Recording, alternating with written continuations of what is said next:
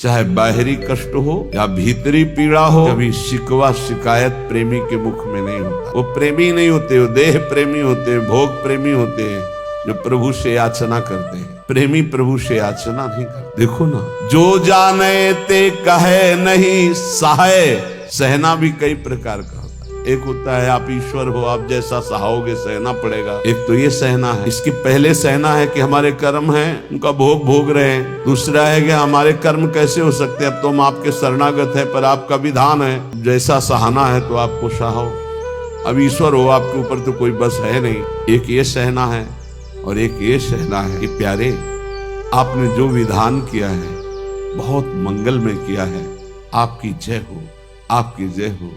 तेरा किया मीठा लगे। ये बहुत बड़ी बात है, बहुत बड़ी। ये प्रेमी हृदय बोल, तेरा किया मीठा लगे। आपका ये विधान है ना, तो मुझे करोड़ों सुखों से बढ़कर भी वो दुख प्यारा है जिसमें आपका विधान। करोड़ों प्रकार की स्वस्थता से भी मुझे वो अस्वस्थता प्रिय है जिसमें आपकी स्मृति, आपका विधान है। वो शीतलता हमारे किसी कार्य की नहीं जिसमें आपका विस्मरण हो जाए, हमारे हृदय में दाह पैदा हो जाए। वो दाह हमारे लिए कोटि शीतलता से बढ़कर है जिसमें आपकी याद, आपकी स्मृति, आपका विधान दिखाई। सहाय सराह सराह सुना था कल। महामहिम पूज्य श्री अर्जुन देव जी की वाह गुरु का किया बड़ा मधुर होता है, बड़ा मधुर लग रहा है। तेरा किया मीठा लागे। कैसा भयानक कष्ट शरीर में, कैसी प्रताड़ना दी जा रही थी, वो बड़े प्रेम से मुस्कुराते हुए से सैर। ये है प्रेमी का हृदय, दूसरे की सामर्थ्य। ठाकुर हरिदास जी को 22 बाजारों में बाहरी शरीर को पीड़ा पहुंचाई जा रही, कोड़े मारकर हरि बोल के सिवा कुछ नहीं निकला। एक बार भी आह नहीं कहा। बलिहारी है इन महापुरुषों के चरणों में। प्रहलाद जी को भीषण यातना दी गई, एक बार भी शिकायत नहीं की है। मीरा जी को कितनी यातना दी गई, विष पिलाया गया, एक बार भी गिरधर से कहीं शिकायत पद में नहीं मिलेगी आपने मुझे बहुत कष्ट दिया, ऐसा कभी नहीं कहा। क्यों? सहाय सराह सराह। जय हो, आपकी जय हो प्यारे, आपके विधान की जय हो। आप बड़े मंगलमय हो, बड़े सुखदाता हो। ये दुख जो है महान सुख देने वाला है। जी तो ही ऐसी चाहिए सब ही की सहिले, घट घट में प्रभु रमि रहो, उत्तर का को देहि। ऐ भक्त हृदय, प्रेमी हृदय, तुझे ऐसा चाहिए कि तुझे सबकी सह लेना चाहिए। किसी को उत्तर मत दो। कोई तुम्हें गाली दे रहा है, निंदा कर रहा है, अपमान कर रहा है, चुपचाप सह जाओ। क्यों? घट घट में मेरा प्रभु रमा हुआ है, वही मुझे पुष्ट करने के लिए ये अपमान, ये निरादर, ये निंदा आदि की लीलाएं कर रहा है। शांत भाव से सह जाओ, आप महान बन जाओगे। महान वही हुआ जो सह गया, जो सह नहीं गया वही टूट गया, वही विषयी हो जाता है। जीत तो ही ऐसी चाहिए सब ही की सहिले, घट घट में प्रभु रमि रहो, उत्तर का को दे। कितना सहूं, कितना सहूं, कब तक सहूं? बोले एक बार तो मरना ही है ना, मृत्यु तो एक बार आएगी ना, मरने तक सह लो। तन छुट बेलो हद है, सहिले मन धरि धीर। अरे धैर्यवान उपासक, बहुत से बहुत शरीर ही छूट जाएगा, तो एक बार छोड़ना ही है, 2 बार तो नहीं छोड़ना, और वो अपने नियत समय पे छूटेगा। चुपचाप सह लो। जैसा लिखा है ऐसा महापुरुषों के जीवन में पाया। तन छुट बेलो हद है, सहिले मन धरि धीर, क्यों इतनी ममता करे, कोटिन छाड़े शरीर। करोड़ों शरीर छोड़ चुके हो, एक बार प्रभु के लिए इस शरीर की ममता छोड़ दो। जैसा विधान हो चुपचाप उसे सहो, देखो उन्नति हो जाएगी, आपकी अध्यात्म उन्नति हो जाएगी। क्यों काहू को बावरो, अपनो दुख बताए। गांठ बांध लो, अपनी पीड़ा अपने हृदय की हमारे हृदयेश्वर प्रभु जानते हैं। किसी से भी बात, किसी और के कहने से, वो खुद पीड़ा युक्त है, वो खुद प्रभु के आश्रित है, तुम भी प्रभु के आश्रित हो, क्यों किसी से कहते हो? बुरी सखी कितनी बढ़िया बात बता रहे। क्यों काहू को बावरे, अपनो दुख सुनाए। अगर वो बहुत वैष्णव है, भक्त है, तो वह ही में दुख पावई, तेरी पीर न जाए। तेरी पीड़ा तो नहीं मिट जाएगी ना, वो और दुखी हो जाएगा। अगर भक्त नहीं तो उपहास करेगा। रही मन मन की मन व्यथा, रखिए मन में गोए, इस सुनिठ लई है लोग सब, बांट न ली है कोई। इसलिए अंदर की बात अंदर ही रख के केवल प्रभु, केवल प्रभु। रे मूरख क्यों चतुर बने, अरुझत बारंबार, भलो भलो कई छाड़ी दे, बहुबातन व्यवहार।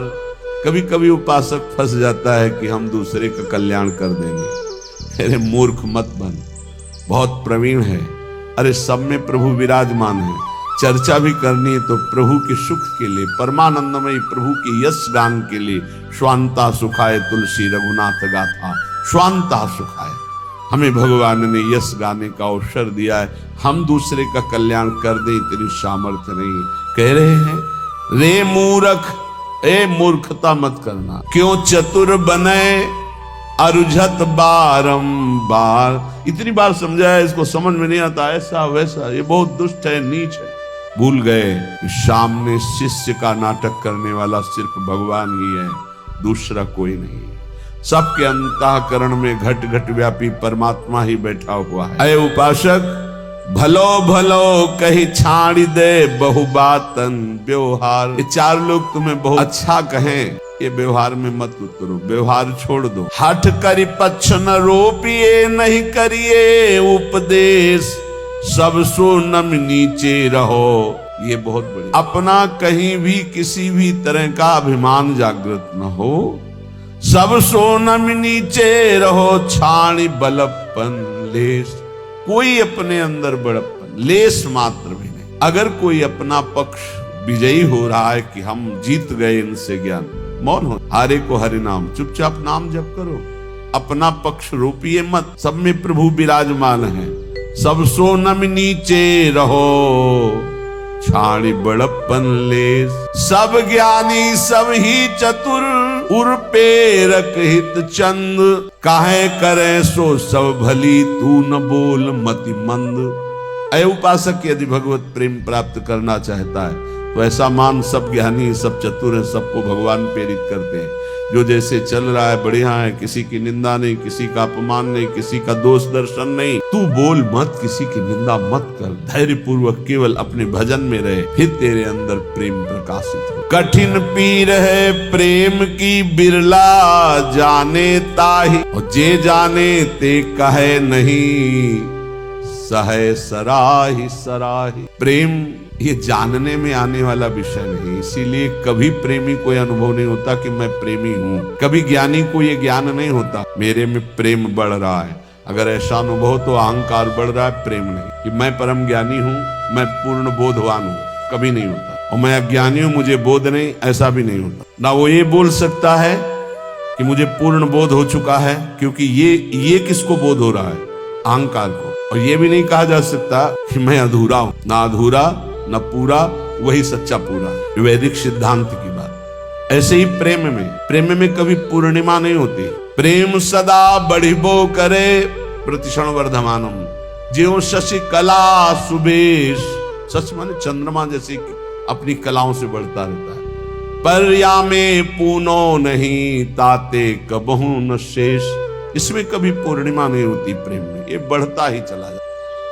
अब प्रेमी को ये अनुभव नहीं होता कि मेरे में प्रेम है। अगर अनुभव होता है तो अभी अहंकार शेष है, वो अत्यंत दैन्य रहता है, उसको अपने अंदर प्रेम की कमी दिखाई देती है, वो रोता है प्रेम के लिए। जब उपासक अपने आराध्य देव के निरंतर चिंतन में चित्त को डुबोता है, संसार से पूर्ण रूप से उदासीन हो जाता है, तब उसके अंदर की विशुद्ध प्रेम वृत्ति, ममतामयी वृत्ति अपने आराध्य देव में लगती, तभी ये दिव्यता अध्यात्म की उसमें जागृत। श्रीपाद प्रबोधानंद जी महाराज कह रहे हैं, बहुत बढ़िया श्री धाम वृंदावन की महिमा का ऐसा रसास्वादन करा रहे हैं कि जीव का परम कल्याण। दविष्ठे यस्तिष्ठे दति कृति निष्ठा कुविषये, सकृत वृंदाट व्यास तृणकमपि वंदेत सुकृति,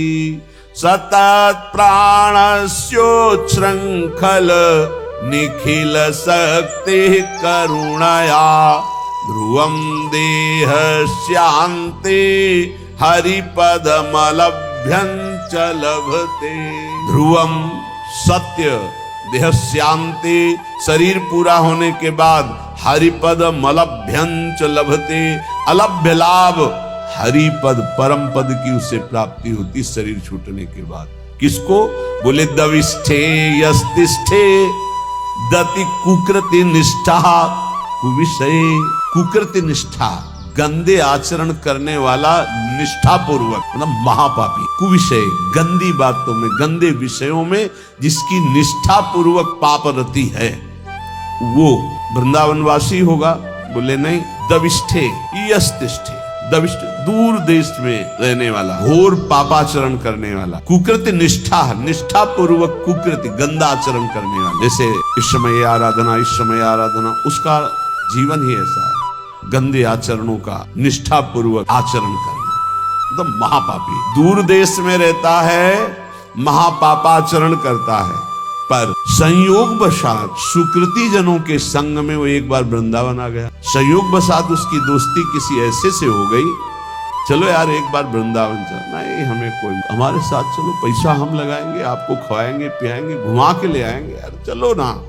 अब वो चल पड़ा। सुकृति, किसी पुण्यवान के प्रभाव से वो वृंदावन आ गया। उसकी कोई रुचि नहीं, कोई श्रद्धा नहीं, कोई निष्ठा। सकृत एक बार वृंदाटव्यास्तृणकमपि वंदेत सुकृति। अब उसने चलो बिहारी जी के दर्शन कर आए, अब उसके साथ गया। जैसे यहाँ कई ऐसे दर्शन में आते हैं सुबह कि वो स्वयं नहीं आए, उनकी कोई श्रद्धा नहीं, उनको लाया गया है। जैसे किसी श्रद्धालु गृहस्थ की गाड़ी का वो ड्राइवर है, या कोई ऐसे घर का कोई सदस्य है, सब चल रहे हैं तू भी चल, तो उसकी चेष्टा दिखाई देती है कि ये श्रद्धा से नहीं आया, इसे जबरदस्ती लाया गया है। वो खड़ा है, इसे देख रहा है, दृष्टि गई उसकी। ये मुद्रा और उसके देखने का तरीका बता रहा है कि वो श्रद्धा से संत दर्शन के लिए नहीं आया। क्योंकि हजारों हृदयों में जो उल्लास दिखाई देता है, राधा राधा नाच रहे, रो रहे, उत्साहित हो रहे, उसमें कोई फर्क नहीं। लेकिन उसका पुण्य उदय हो गया। पुण्य पुंज बिन मिले ही ना संता। क्या पुण्य उदय हुआ?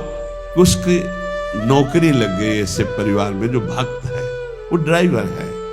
या उसका जन्म हुआ ऐसे परिवार में जो भक्त है, पर वो बिल्कुल अभक्त है, उसको कोई न संत में श्रद्धा है न भगवान में श्रद्धा है, पर उसके कल्याण का योग बन गया। श्री धाम वृंदावन आया।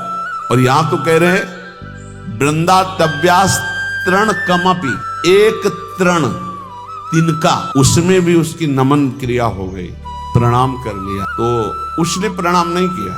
कईयों को देखा कि दृष्टि में दृष्टि मिला के उनको अपने आप ऐसे, वो यंत्रवत ऐसे होना पड़ेगा। और जिनकी उपेक्षा कर दी गई, मंगल ही होगा तुम्हारा।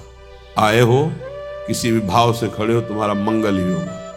अब यहां से अमोघस्य, अब उनके जीवन का उत्थान शुरू हो गया। एक तृण की वंदना कर दे, एक तृण की वंदना, वृंदावन के एक तिनके को प्रणाम कर ले। इसलिए उद्धव जी ने कहा मुझे तृण बना दो, गुल्म लता औषधि बना दो। सकृत वृंदाटव्यास्तृणकमपि वंदेत सुकृति। एक बार वृंदावन आ गया, एक बार ऐसे ही प्रणाम कर लिया, किसी लता को, संत को, बिहारी जी के दर्शन कर ऐसे ही कर लिया।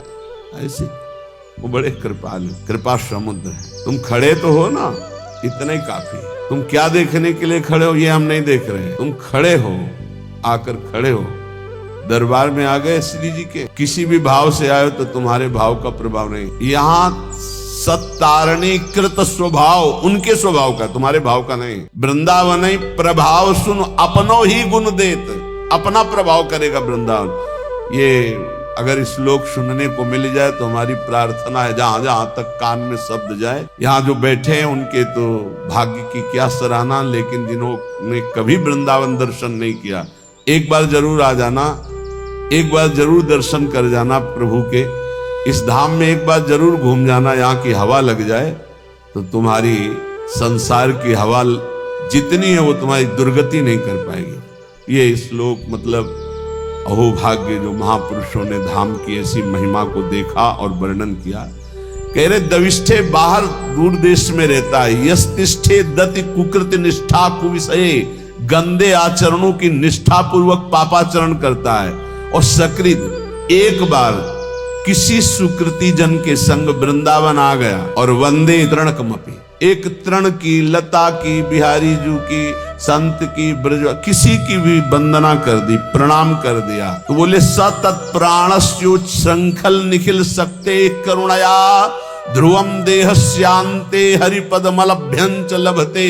जिनका वृंदावन है वो बहुत करुणामयी है, वो अखिल शक्ति संपन्न भगवान उनके चरणों में झुके हुए हैं। हमारी लाडली जू बोले वो अपनी कृपा करती हैं इस धाम में आने वाले के ऊपर। तो तत्प्राणस्योच्छृंखल, जिस समय उसके प्राण निकलेंगे तो ध्रुवम, ध्रुव माने परम सत्य, देहस्यांते, देह छूटने के बाद हरिपद मलभ्यंच लभते, वो हरिपद को प्राप्त हो जाएगा, फिर आप वृंदावन वासी हो। तभी हम कई बार कहा है कि अगर 100-200 बार मोक्ष मुक्ति होती तो आराम से हो जाती, अपने पास इतनी रकम है। नहीं राधाना, ये हरिपद कमल अभ्यंच लभते, अलभ्य लाभ, उसे हरिपद की प्राप्ति हो जाएगी। घोर पापी यदि एक बार वृंदावन आए, और हमें इस बात पर विश्वास करना चाहिए कि भगवान का नाम, भगवान के रूप, भगवान की लीला, भगवान का धाम ये बड़े महिमामय है। अजामिल जीवन भर पाप किया, अपने बेटे के बहाने उच्चारण किया नारायण, तो परम पद मिल गया ना। ये तो धाम है, यहाँ की रज एक बार लग गई, एक बार प्रणाम कर लिया और फिर वो चला गया। तो निष्ठा पूर्वक पाप करने वाला जब शरीर छोड़ेगा तो सातत प्राणस्योच्छृंखल निखिल सकते, निखिल शक्तियों के स्वामी भगवान श्री हरि, जिनके अधीन जाके अधीन सदा सांवरो, वो करुणा, वो करुणा की मूर्ति लाडली जू कि एक बार वृंदा सखी ने देखा कि धाम की सीमा में प्रवेश हुआ, मेरी लाडली जू का एक कृपा पात्र हो गया। तो अब वो कहीं भी जाके जब शरीर छूटेगा तत्प्राणस्योच्छृंखल, तो करुणा, श्री जी की करुणा से उसका शरीर जब अंत में होगा तो हरिपद मलभ्यंच लभते, अलभ्य लाभ, उसे भगवत प्राप्ति हो। कई बार कहा है आप लोगों से कि निश्चिंत रहो, आपका पास बन गया, आपका पास बन चुका है। क्यों? बोले हमारे माई श्यामा जी को राजी हमारा पास है, हम वृंदावन, प्राण वृंदावन सर। एक बार प्रणाम की बात कही, हमारा तो जीवन वृंदावन। कुबेराणाम कोटिर हसति धन संपत्ति भी रहो, वृंदावन जब कृपा करके संपत्ति देता है तो कुबेर का उपहास करने वाली संपत्ति होती है वृंदावन वासी के पास। कुबेर के पास पांच भौतिक माइक संपत्ति है, लेकिन वृंदावन वासी को प्रिया प्रीतम की प्राप्ति होती है, दंपति संपत्ति पाइए। बोले कुबेराणाम कोटिर हसति धन संपत्ति भी रहो। कुबेर एक नहीं, करोड़ करोड़ कुबेर ऐसे भी उपहास के योग्य हो जाते जो वृंदावन वासी को संपत्ति मिलती है। जैसे आप अपने मकान को अपना मानते हैं, संपत्ति को अपना मानते हैं, से पूरे निकुंज को सहचरी अपना मानती है। उसके प्रिया प्रीतम, उसका संपूर्ण निकुंज, संपूर्ण वैभव उसी का। ऐसा अनुभव नहीं होता कि इनके भी प्रिया प्रीतम है। अब वो अंतर की बात शायद पकड़ पाओ कि ना पकड़ पाओ। एक ही मन है निकुंज में, दूसरा नहीं है, एक ही मन है। अनंत सहचरियां, एक मन, एक ही वृत्ति है। जैसे एक सहचरी पान की बीड़ी पवारे प्रिया प्रीतम को, तो हर सहचरी का मन उस समय पान की बीड़ी ही पवा रहा है। एक सहचरी आनंद मगन होकर प्रिया प्रीतम को गान सुना रही, तो हर सहचरियों का मन गान में, मतलब वहां दो मन नहीं है। अब वो अलग अलग मन वाले, अलग अलग बुद्धि वाले और पार्थिव क्षमता वाले, कैसे आप अनुमान भी नहीं लगा सकते। संपूर्ण निकुंज मेरा, क्योंकि मेरी प्रिय सखी श्री किशोरी जी है, मेरी सखी, मेरी स्वामिनी, मेरी किशोरी जी है। तो कुबेराणाम कोटिर हसति धन संपत्ति भी रहो, जो दिव्य वृंदावन की। एक बार अकबर सम्राट श्री स्वामी हरिदास जी के दर्शन पाए, उसने सोचा कि कुछ ऐसी सेवा करनी चाहिए जिससे स्वामी जी प्रसन्न हो जाए। स्वामी जी से कहा, स्वामी जी कुछ आज्ञा कीजिए सेवा करने की, प्रबल हमारे अंदर इच्छा है, आप आदेश की। कहा नहीं, तुम्हारी सेवा की कोई आवश्यकता। स्वामी जी प्रार्थना है, कोई सेवा तो बता दो। उनका तुम सेवा करने लायक ही नहीं। उसने कहा ऐसा क्यों? बोले तुम्हारे पास संपत्ति ही नहीं कि सेवा करो। तानसेन की तरफ देखा कि बता दो कि सम्राट हैं, बादशाह हूँ। स्वामी जी का मुझे पता है, लेकिन तुम्हारे पास संपत्ति नहीं है। उनका आप आदेश कीजिए, उनका लिवा जाओ, इनको केसी घाट की एक सीढ़ी टूटी हुई है उसको बनवा दो। एक सीढ़ी?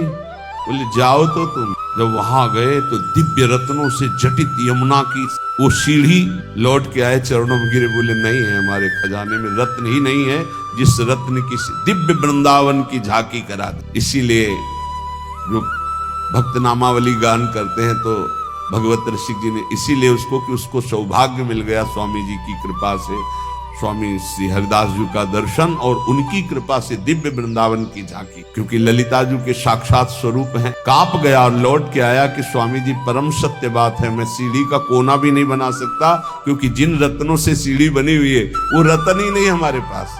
तो क्या कह रहे, कुबेराणाम कोटिर हसति धन संपत्ति भी रहो। जो वृंदावन वासी श्यामा श्याम के उपासी को वैभव मिलता है, करोड़ों कुबेरों का उपहास करने वाला वैभव होता है, अर्थात करोड़ों कुबेर भी उसकी समानता नहीं कर सकते। तिरस्कुर्या द्वर्या नपिसुर गुरुन बुद्धि विभवई। जो वृंदावन उपासी है उसको ऐसी बुद्धि प्राप्त होती कि बृहस्पति जी का उपहास हो जाए। बृहस्पति जी की भी क्षमता नहीं। जो वृंदावन वासी की बुद्धि में प्रवीणता आती है। क्या प्रवीणता आती है? बृहस्पति जी देव गुरु हैं, लेकिन वो वहां से ये नहीं देख सकते कि प्रिया प्रीतम के मन में क्या चल रहा है। और वृंदावन वासी राधा उपासी मन मन की रुचि जानी नेह विधि अनुसरे।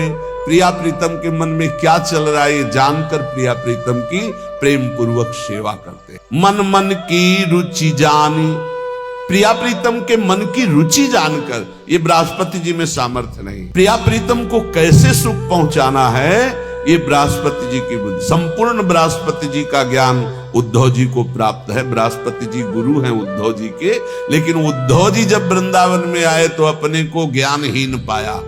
गोपियों के समक्ष और चरणों में लौट गए, बोले अभी तक मुझे इसका परिचय ही नहीं था।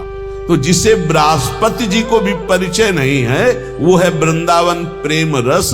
यहाँ कह रहे श्रीपाद की जो वृंदावन के राधा चरणारविंद की उपासना करता है उसकी बुद्धि में जो बात आती है वो बृहस्पति जी की भी बुद्धि में नहीं। तिरस्कुर्या द्वर्या नपि सुरगुरुन बुद्धि विभवई। सुरगुरु बृहस्पति जी की बुद्धि का भी तिरस्कार करने वाला ज्ञान अद्भुत प्रेम वृंदावन उपासक को प्राप्त होता है। अशोच्य स्त्री पुत्रादिभिर्षम ईड्यो हरिरसात् छुको प्रहलाद्यरति कृधि वृंदावन वने। श्री सुखदेव जी प्रहलाद आदि जिन प्रभु की रति को प्राप्त हुए, आश्चर्य की बात है, बड़े सोच की बात है कि लोग स्त्री पुत्र आदि में आसक्त होकर ऐसे मानव देह को भगवान की भक्ति प्रेम रस में ना डुबो करके व्यर्थ में नष्ट कर देते हैं। श्रीपाद का कहना है कि जहां ऐसा वैभव मिलता है, जहां ऐसी बुद्धि मिलती है, जहां का ये प्रभाव है कि एक बार आ जाए प्रणाम कर ले इस भूमि को तो उसको अंतिम समय परम कल्याण की प्राप्ति होती है। तो अपने परिवार के राग में फंसकर, मोह में फंसकर पापाचरण करते हुए जो जीवन व्यतीत करते हो तो ये व्यर्थ जीवन है। इसको सार्थक करने के लिए निरंतर नाम जपने का अभ्यास करो। कभी कभी वृंदावन आकर दर्शन कर जाओ।